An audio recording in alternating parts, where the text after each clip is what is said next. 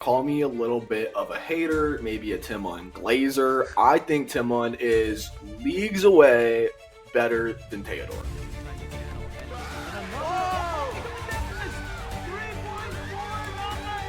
You can see the aura radiating off of Chris Mills as he walks back to the Come on, dude, he's earned it, don't you think? Yeah, definitely.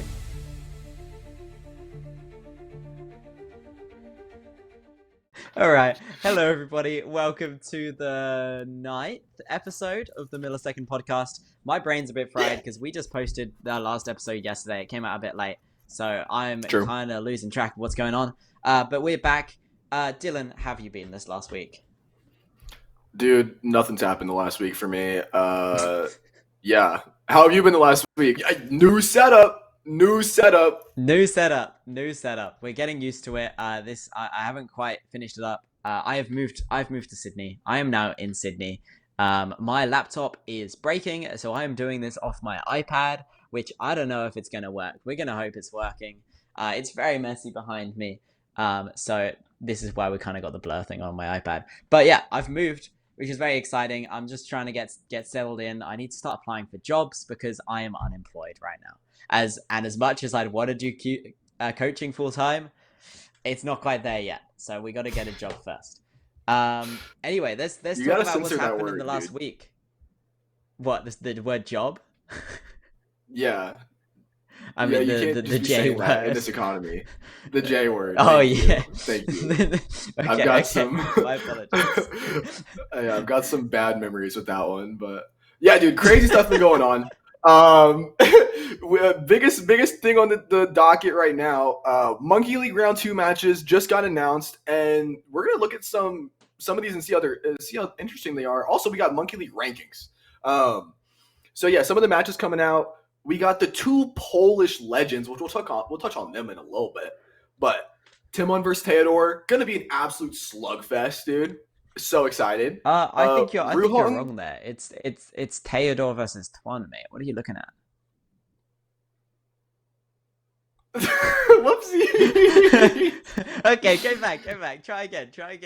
Okay.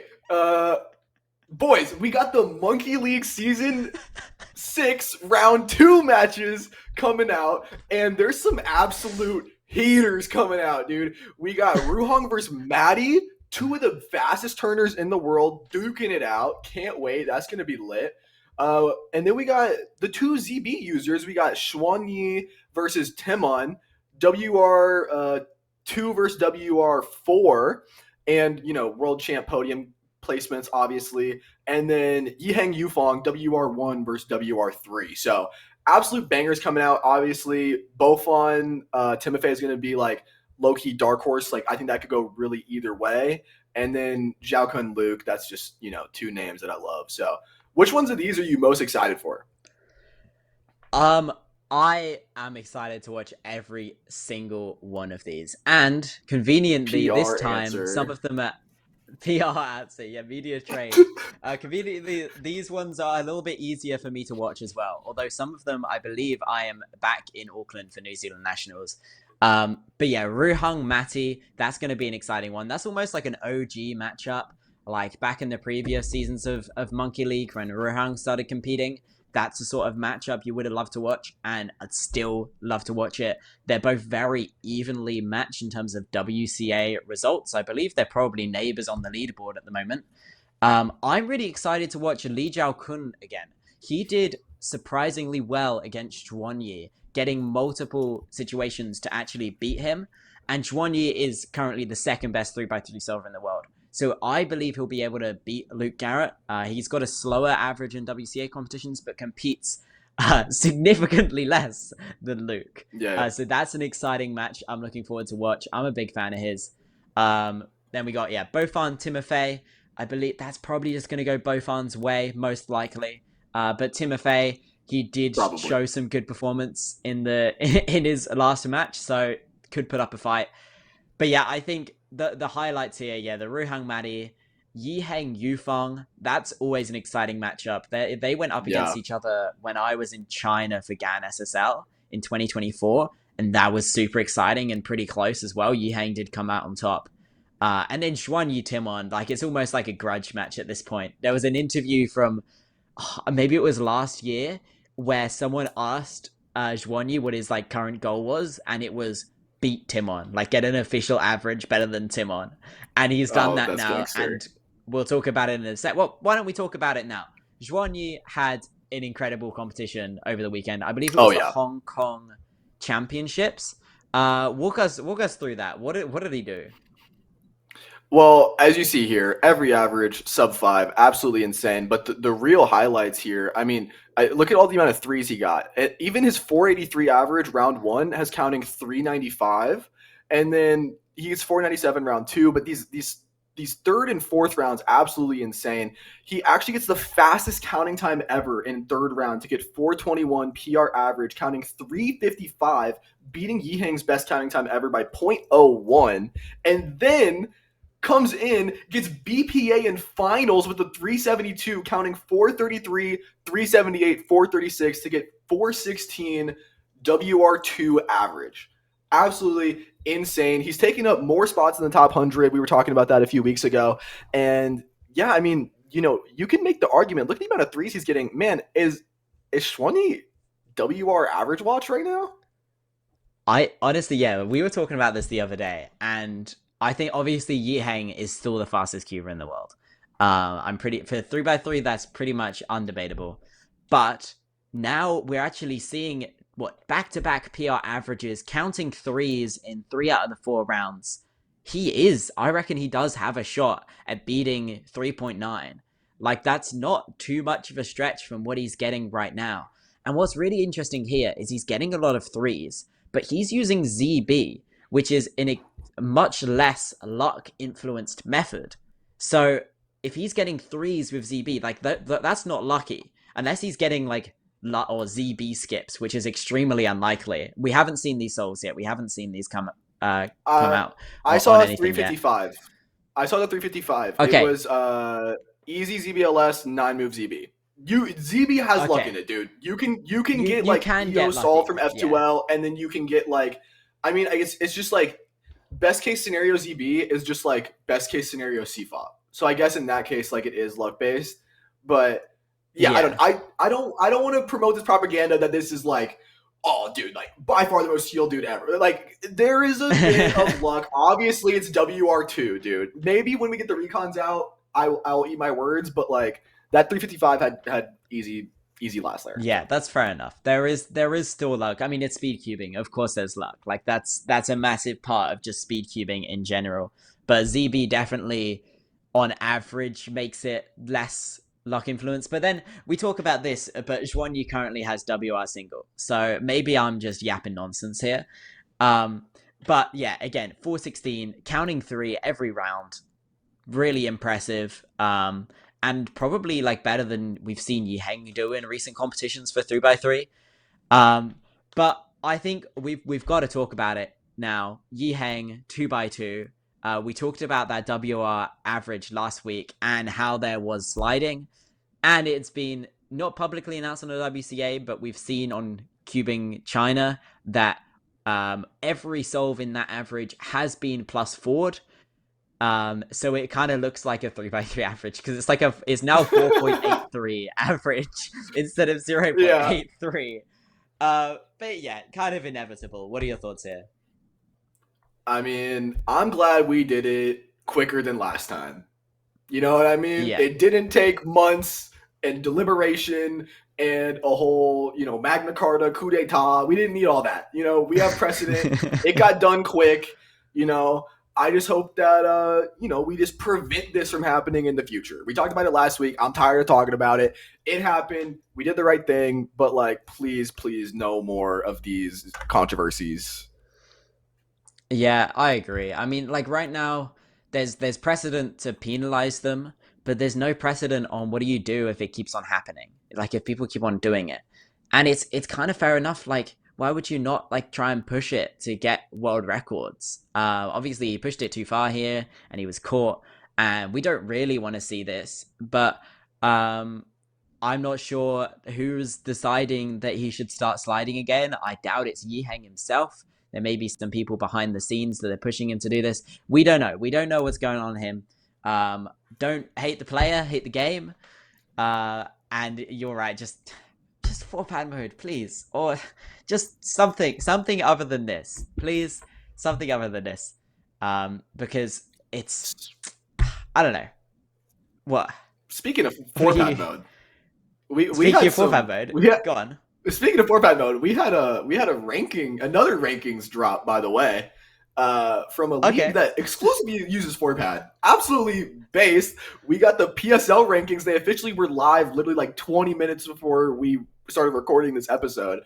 You see them here. It's ranked by win-loss rate. So top 5 is Tymon, Kyle, yours truly, Maddie, which I do not think I should be above Maddie, and then Samir. That's the top 5. Yeah, dude, and really not to glaze PSL. Of course, I am a biased party here, but I think this is honestly some of the coolest rankings we've ever seen. We see these interesting stats. We've got the variance, the error rate. We got the elim mean. And then on top of that, if you go to each person's profile, you can get a timestamp of the stream to watch each of the solves that they've done in the league total. That's absolutely insane, dude. Like, this is what I wish the WCA could do. I understand like the data limitations and like the cost for servers and all that, and like the WCA database already crashes as is. But it would be super sick if we could do this, because ultimately, in my opinion, this is ideal for a race like this. It needs to have everything be recorded, because then we were talking about with the sliding. Yeah, no, I think you're bang on there, and it's so cool what we're seeing with the PSL here. But all of these solves were like individually linked to each person and each solve. Like this, there was no automation going on here. Imagine trying to do that for millions of solves on a WCA database. Of course, that's not happening. But it would be cool to see this kind of thing at some like major championships. Like if we went onto the US All-Stars page and we could watch the finals and get that linked to the live stream that the WCA always loves to see. Like the WCA is trying to promote these live streams more. So to have some more integration with the website, like we're seeing on this PSL site, would be great. I want to be able to click on my favorite Cuba's profile. I want to be able to search up Felix Mtegs, look at his OCR average, and then click it, and it takes him to his video of his OCR average. That would be great. That would be great for us, just to be able to watch solves quickly. And I think most importantly, it would be great for newer competitors, because if you search a Cuba's name, the WCA, the search engine optimization of the WCA is crazy. Like that's what comes up at the very top every time. You search Felix Mtegs, it comes up. You search Dylan Miller, it comes up. So to be able to link from there, and for new competitors to be able to, let's watch this video and let's see what other competitions he's going to soon and stuff like that. Some more integration within the WCA would be awesome. But this is good inspiration for them, and good to see a bit of innovation here. I think interestingly, like you talked about Matty being below you on the rankings. And yeah, it is sorted by win-loss. If you look at mean, he's actually winning. Like he has the fastest mean. But I think just because we haven't had many PSL competitions, Matty has only ever competed in one, right? He's only ever competed in one. The data's just like, there's not enough data there to really tell. And like all those sets Matty lost is against Tymon, right? So what are you supposed to do? But PSL Michigan, that's coming up next year in February, I believe. I think you can see the information on the PSL website. So if you're interested, head out there. Looking forward to watching the live stream. Hey, maybe I'll commentate it again. I've really enjoyed doing that before. Are you heading out to Michigan?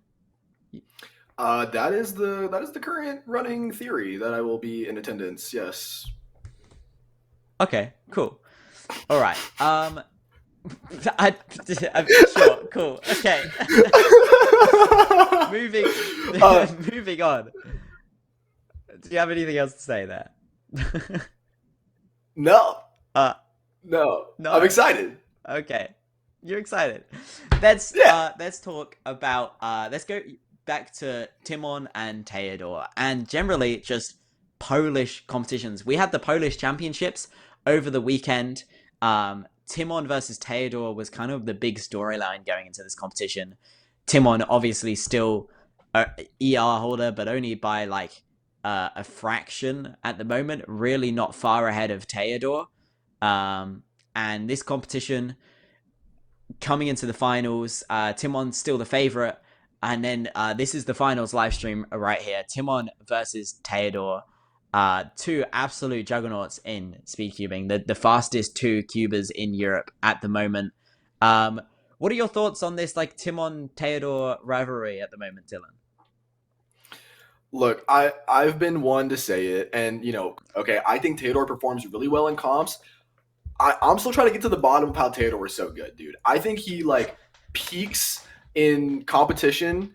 I think he's obviously got a lot of chops, you know what I mean? But current PR average, he had like, some of the PRs like I think current PR he had like 2 or 3 last year's like 2 or something. So it's like it happens. Like obviously he's really good. Tymon leading into this was on an interview with Caden Lee, and he said that he expects to get second. Timon's just like that though, but I'm glad to see my GOAT still got it. You know what I mean? Like obviously almost lost to Timofey at Euros, lost to Radoslaw Marcinek at Polish champs a few years ago. I'm glad to see him just come in and handle business. You know what I mean?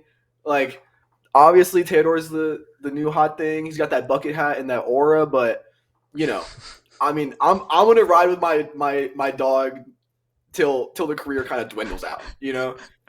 That's my thoughts. Yeah, I mean, I think you've got some good points there. But if you watch these solves, and obviously Tymon, he came out on top. He got a 5.2 average. Teodor got a 5.4 average. But watch some of these solves by Teodor. Like, look at how rough this solve looks, and it's a 5.4. Look at the potential in that solve. He's locking up through almost the entirety of it. And that's not the only solve that looks like that. We'll see like a 4.3 later on. But I feel like somehow there's just so much potential from him. Like even these crazy solves, which seem like it's its peak. You see mistakes, you see lockups, you see pauses, you see poor AUG choices, stuff like that. And I know you're right. Like, how is he so fast? Almost out of nowhere. Like he's only been focusing on like 3x3 for maybe a year or so before he was primarily a 2x2 solver, which he's still incredibly fast at. But just look at that solve. That's a 5.1, and it looked bad. Yeah, I think you're right. Tymon is still ahead. If we look at like the results from Monkey League in the first matches, Tymon was like 5.3. I think we've got it. We've got it coming up here. 539 median, and Teodor is 561. So there's not a big difference there. Both in that mid 5 range. It's the same difference between their averages at Polish champs. 0.2. That's true. Yeah, that is true. So I'm just excited to see this rivalry. I think it's going to be really fun to watch this play out over like the coming years and at more Polish competitions. And shout out to just this competition, Polish championships. Poland are like ahead of the game. Like look at how professional like that was the 4.3 I was talking about. Look at that backdrop. Bang. Look at the amount of sponsors they've got. We've got some like cool photos. They had like a photo booth thing, and Poland, like they're a big country, but they're not massive. I believe they're like 60 million people there or something like that. And as long as I've been a speedcuber, Poland has been like at the top of the best countries in the world. Like right now, you've got the US, China, Poland. If you look at like Kinch country rankings, which kind of looks at all rounding across all events. And Poland number 3. Why they are there? I don't know. Like, but somehow Polish speedcubing has always been, at least as long as I've been a speedcuber, 11 years, has always been quick. Yeah, I always liken it to kind of I think about it in terms of fighting games, right? Pakistan, really, really good at fighting games because everyone kind of gathers in the arcade. They see that there's these guys that are really good, and it's a real homegrown community. And then everyone just wants to like beat the guy that's the best at the arcade. They've always had someone that's like kind of the GOAT. And, they've transitioned from being not just good at like, the Polish sledge. We have terminology named after this entire country in certain events. You know what I mean? Like they've had world records in the past. They were good at Puro and everything. They were good at side events. And now they've kind of forayed their way into being really good at these in-buy-ins. Obviously, I think it's so huge for a country like Poland to have someone like Tymon for all these new age kids to come up and like look up to. And Teodor doesn't exist if Tymon isn't around. You know what I mean? And Tymon isn't around if it's not for like the other people that paved the way for him to kind of get there. And I think like the way the community interacts, it seems like everyone really just wants each other to do good. And like you'd be surprised the amount of sub-6 solvers that come out of Poland, dude. For like you said, for how small the country is compared to like NA, and like obviously China has way more, but it's insane that they've managed to keep this up for so long. And it's a really inspiring story, dude. Just shout out Poland. Yeah. I think you compared them to NA for a second there, and one thing I forgot to mention is the podium for Polish championships. First place 521, Tymon. Second place 549. And in third place, 572. If we compare that to All-Stars, US Nationals, that's significantly faster. Poland is currently faster than the US. Teodor would have won. He would have won the US Nationals by 1.5? Which is, I don't know, that's bonkers. Like, if we think, not 1.5, 0.15. 0.15. Yeah, there we go. I was like, whoa, 0.15. Whoa. And like, the whole podium, I don't know, if we compared the two, like, Matty would have got, like, 6th or something overall, which is, I don't know, it's crazy. Obviously, people kind of underperformed in the All-Stars final, and it seemed like people did quite well in this final. But, yeah. Poland ahead of the game. I think you're right with there's kind of always been role models in the speedcubing community in Poland, and I think the organization and just the attitude there kind of is quite competitive, and it supports like fast speedcubers.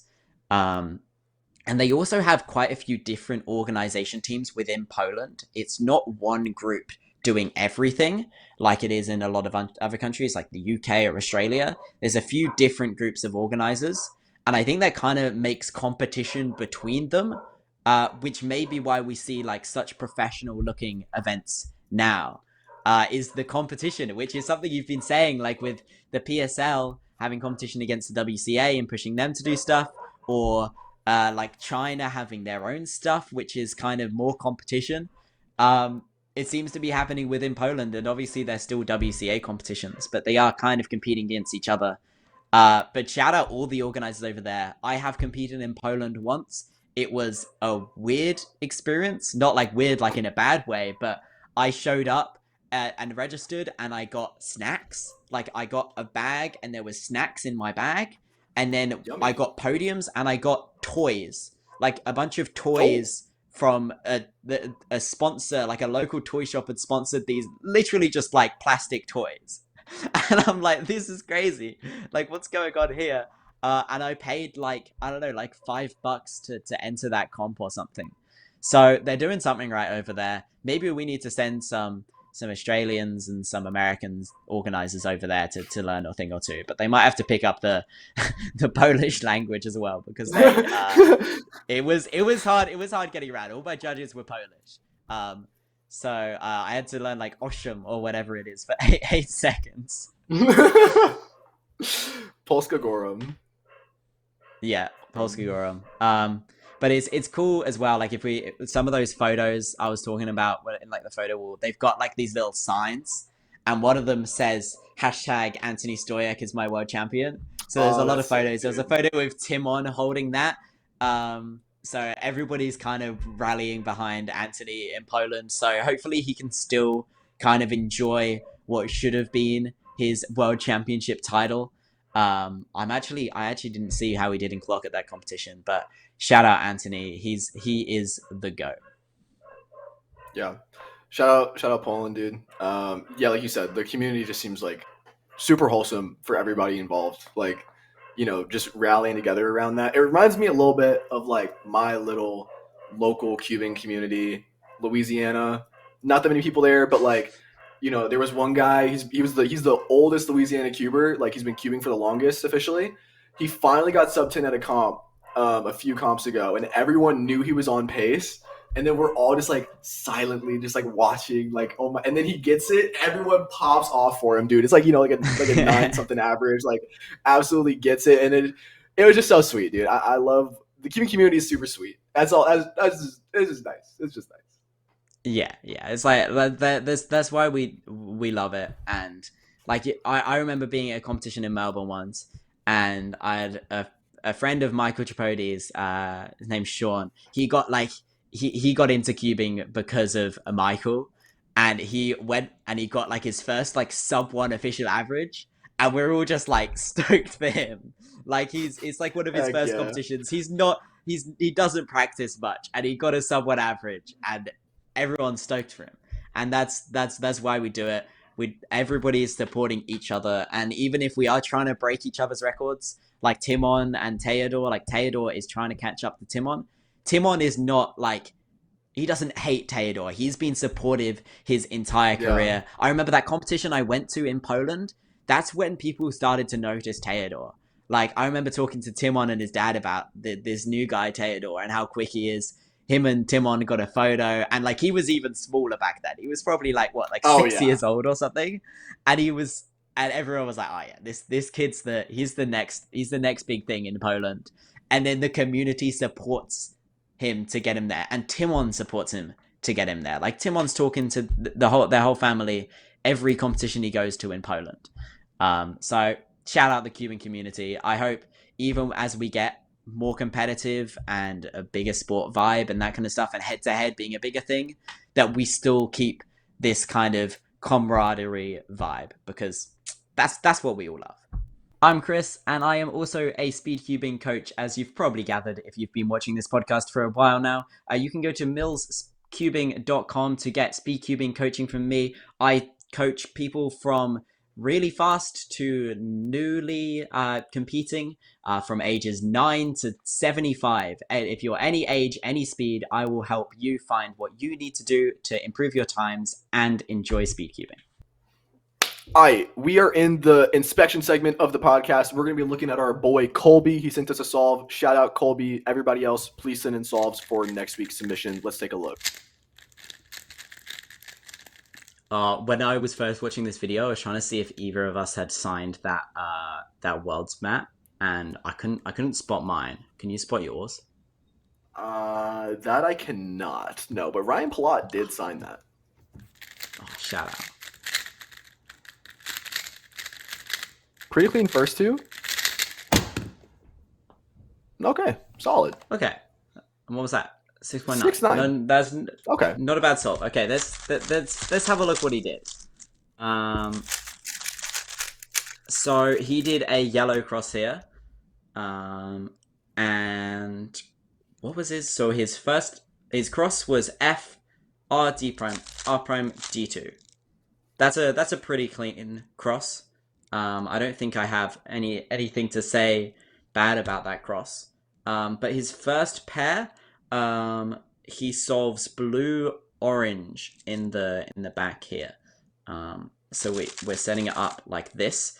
See here, we've solved our front right slot here, which is not ideal, and we kind of have a few other options. One thing I saw is, instead of solving this one first, which puts this in the slot in the front left, which isn't ideal, if we actually deal with this blue-red corner pair first, set it up to a pair here, and then insert it, we actually then set up a three-mover, which is like a multi-slot. That's like something, Dylan, you probably talked about in your multi-slot video that you posted a couple of weeks ago.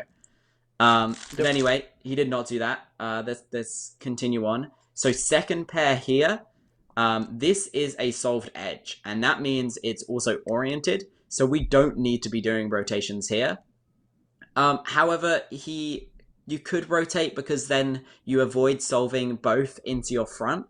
But he actually rotates this way, and then wait, have I got it wrong? What am I doing? Dylan, help. Okay, so we do our cross plus one. Now we're here. What we go into next is we go into orange green. So here we do a U2. Oh, I messed we it up could do it from somewhere. this position. We could do it from this position and just do orange green right now, all LU gen. Me personally, this may be against like traditional principles. What I like to do here instead is I like to do this all RU gen. This feels a little bit easier for me to execute because here, even though I can do this all from home grip, this is fine. I can do U2 and this just feels nicer. I'm sorry, I have no other thoughts here besides it's literally just vibes, okay? I like to do the solution more. So he does this, that's good. And then now we're here. Last two pairs, he splits this up with RU Elgin, so he puts this at the back. This is good because it takes out this pair for fourth. So L prime U2L, U2 RU R prime. Now we just have lefty, last pair, U. Feasibly, this is a soon anti-soon combo. You could just do that. OLL, T-perm. Okay, thanks for saving me there, Dylan. One thing I do want to say about that last layer is, yeah, you're right. That is quite an easy ZB. That's a 2 GLL. But even if he did not do it, I did it wrong again. I did the solution wrong again. What am I doing? We're not locked in right now. Brava. Brother. Okay, here we go. This is the case. Even if you do OLL PLL, I noticed in the execution a little bit of that.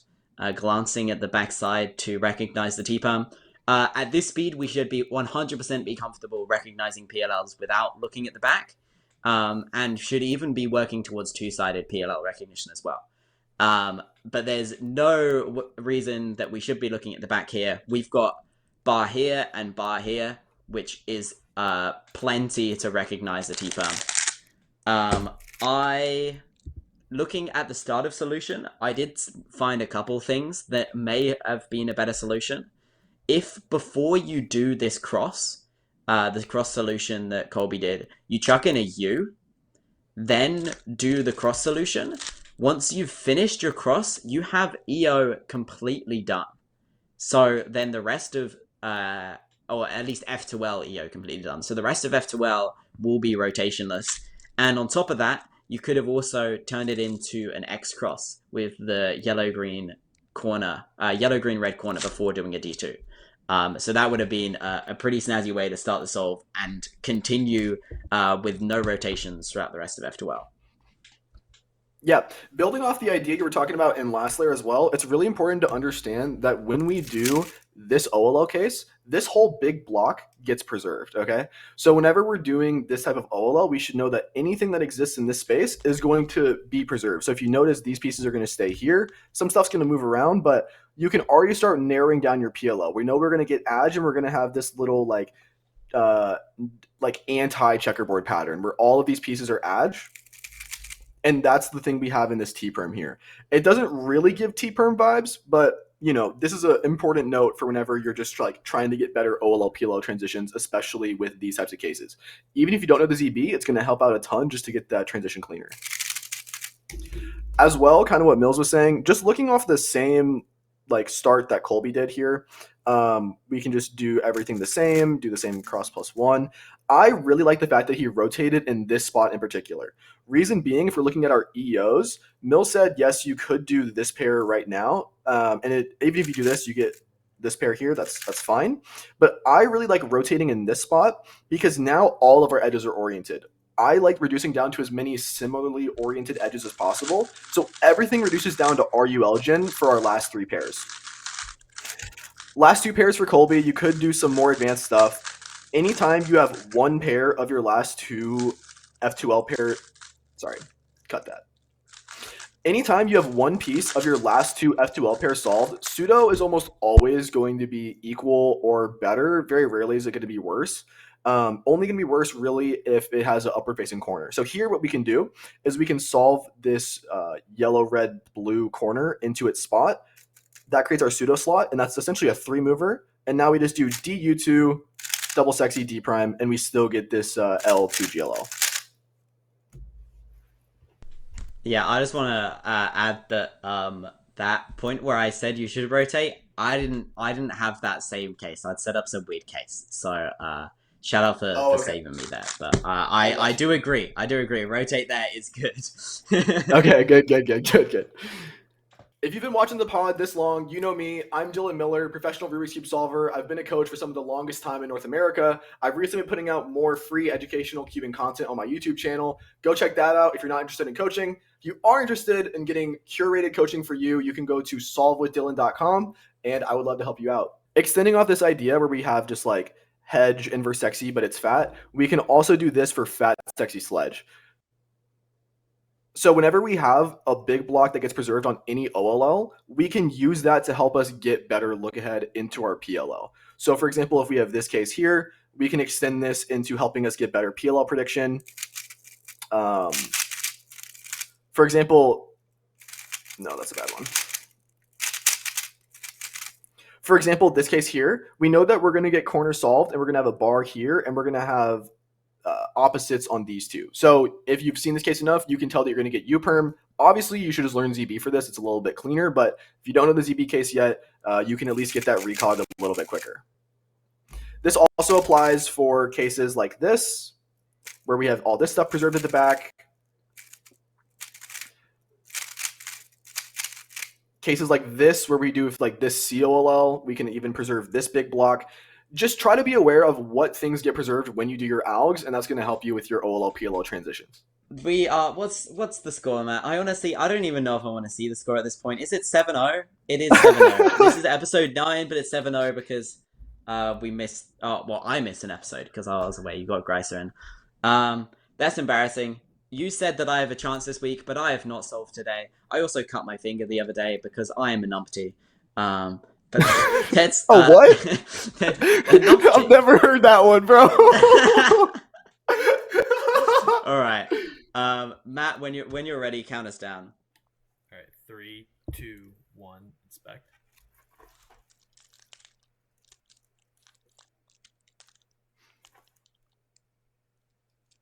Eight seconds. 12, 3, 2, 1, go.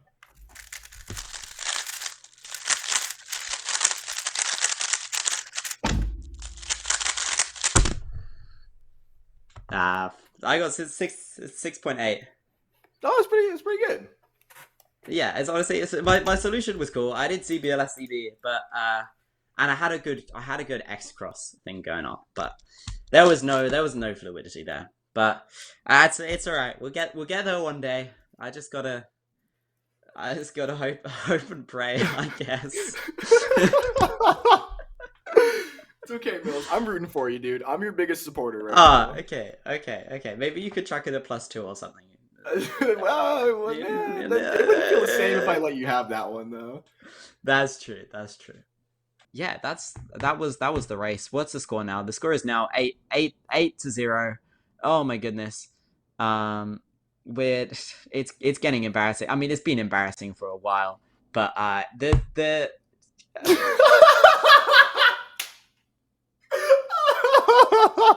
for our audio listeners, producer Matt just put on a little title thing saying Chris brackets should have retired at Rescramble close brackets Mills. That's a bit rude, but it's also kind of fair at this point. Anyway, one last thing before we wrap up that we forgot to mention before is our man Manu Singhal. He just got promoted as the senior delegate of the US and Canada. So he's now in charge of all the delegates in that region, which is a huge undertaking. Shout out Manu. Thank you for contributing your time to all these, delegating all these competitions. He's delegated like 100 competitions or something crazy like that. So we got a man on the inside now. Congratulations, Manu. Give him some love. And we look forward to seeing what he can do as the senior delegate of the region. He's got a lot of delegates under him. Like that's one of the biggest regions in the world to be in charge of. So shout out to him. But I think that's going to about wrap it up for this episode. Do you have any competitions coming up, Dylan, over the next couple of weeks? I am going back to Louisiana for Thanksgiving, visit family. I actually forgot I have a competition on the 29th. It's Okay. Louisiana Twist Giving. Very good play Twist on words. giving. Wow. Yeah. So it'll be nice. I get to hang out with the OG, the real LA boys. You know what I mean? Not this California LA, the real LA. Okay, well, we'll talk to you before you go to that competition, right? Because that's a couple of weeks away. But I'm not competing for like a month or so. We're here in Sydney until my next competition is actually back in Auckland, ironically. So I've moved all the way here, and then I got to go back there for my next competition. But it's whatever. It's all good. Seems like really good travel planning.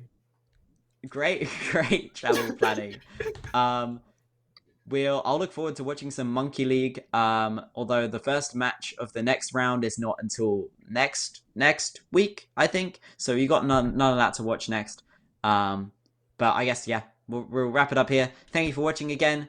Send us your solves. Let us know your thoughts. Let us know if there's any sort of topics you want us to talk about in the coming weeks. I don't think we've got too much on Speakeasing wise, so hopefully there's no more of this like timer sliding drama or anything like this, and we could talk about some cool results or stuff like that or topics. So send us your ideas. Thank you for joining me, Dylan. It's been a great time chatting with you once again, and we'll see you all next week.